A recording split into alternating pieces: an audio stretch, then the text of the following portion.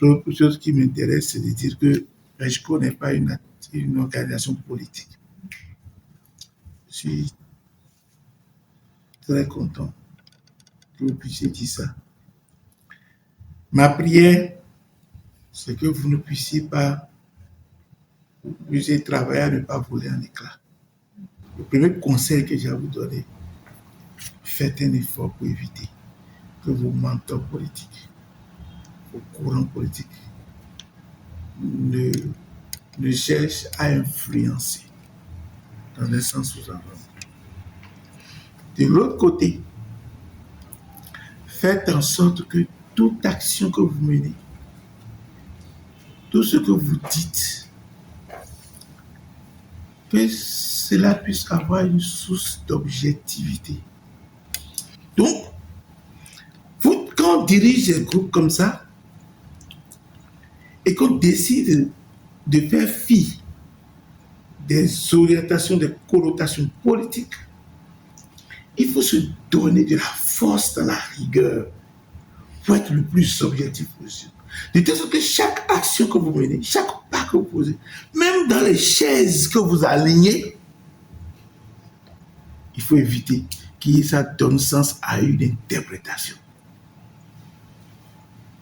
C'est seulement et seulement ça que vous allez pouvoir sauver votre organisation. Et la suivi de votre organisation permet de créer un cadre pour la jeunesse de Ouidah, pour se retrouver, échanger, discuter.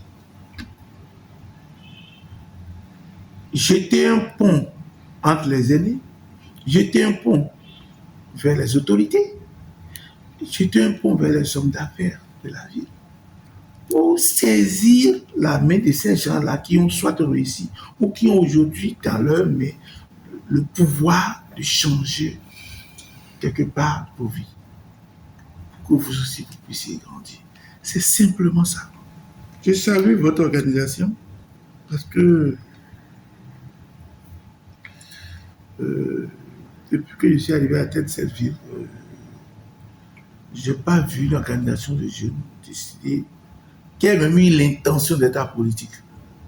Je souhaite vraiment que cette organisation naisse, vive, et vive dans le temps. Parce que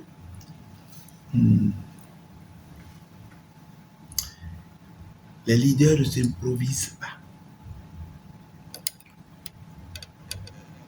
Les leaders ne s'improvisent pas. Je peux vous dire que du haut de mes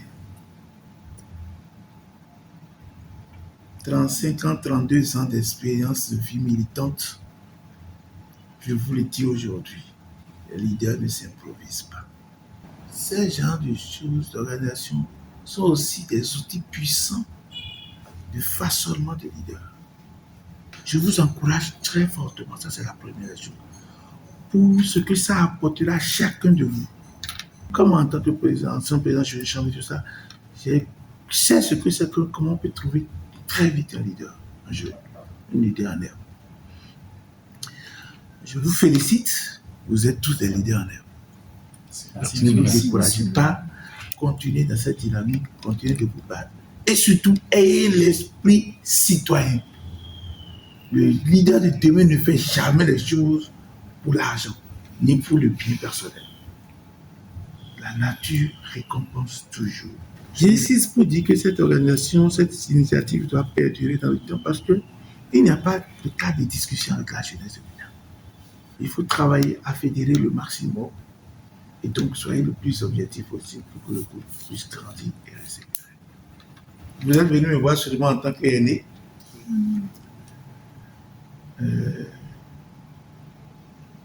Ou vous êtes venu me voir en tant que maire de la ville. Là, on était au courrier ici. Ah bon? Et donc, je vais payer à ce que mes deux casquettes fonctionnent. Elles fonctionnent très bien. Merci, monsieur. Merci.